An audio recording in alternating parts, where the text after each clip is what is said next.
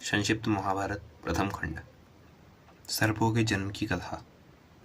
शौनक जी ने प्रश्न किया, सूतनंदन उग्रश्रवा, अब तुम आस्तिक ऋषि की कथा सुनाओ, जिन्होंने जन्मेजय के सर्प सत्र में नागराज तक्षक की रक्षा की थी। तुम्हारे मुंह की कथा मिठास से भरी और सुंदर होती है। तुम अपने पिता के अनुरूप पुत्र हो, उन्हीं के समान हमें कथा सुनाओ। उग्रश्रवा जी कहते हैं, आयुष्मान, मैंने अपने पिता के मुंह से आस्तिक की कथा सुनी है, वहीं आप लोगों को सुनाता हूँ। सतयुग में दक्ष प्रजापति की 2 कन्याएं थीं, कद्रू और विंता। उनका विवाह कश्यप ऋषि से हुआ था। कश्यप ऋषि अपनी धर्मपत्नियों से प्रसन्न होकर बोले, तुम्हारी जो इच्छा हो वर मांग लो।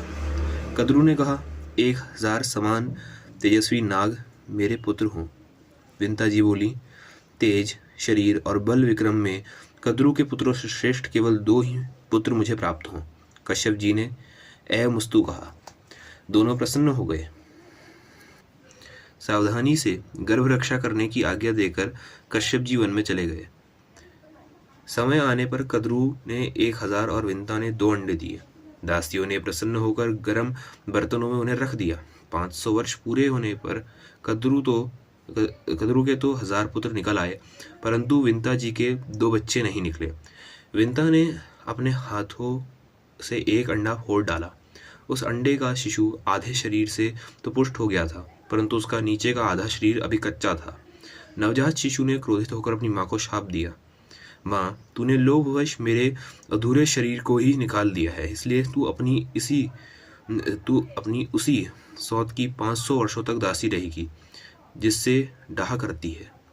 यदि मेरी तरह तूने दूसरे अंडे को भी फोड़कर उसके बालक को अंगहीन या वेतांग न किया, तो वही तुझे इस शाप से मुक्त करेगा।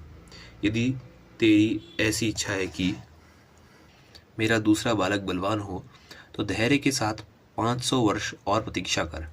इस प्रकार शाप देकर वह बालक आकाश में उड़ गया और सूर्य का सारथी बना।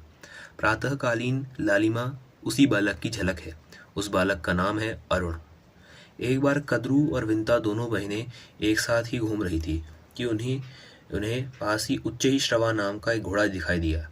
वह अश्व रत्न अमृत मंथन के समय उत्पन्न हुआ था और समस्त अश्वों में श्रेष्ठ, बलवान, विजयी, सुंदर, अजर, दिव्य एवं सब शुभ लक्षणों से युक्त था। उसे देखकर वे दोनों आपस में उसका वर्णन करने लगी। शौनक जी ने पूछा, सूतनंदन, देवताओं ने अमृत मंथन किस स्थान पर किया और क्यों किया था? अमृत मंथन के समय उच्चैःश्रवा घोड़ा किस प्रकार उत्पन्न हुआ? उग्रश्रवा जी महर्षि शौनक का यह प्रश्न सुनकर उनसे अमृत मंथन की कथा कहने लगे। धन्यवाद।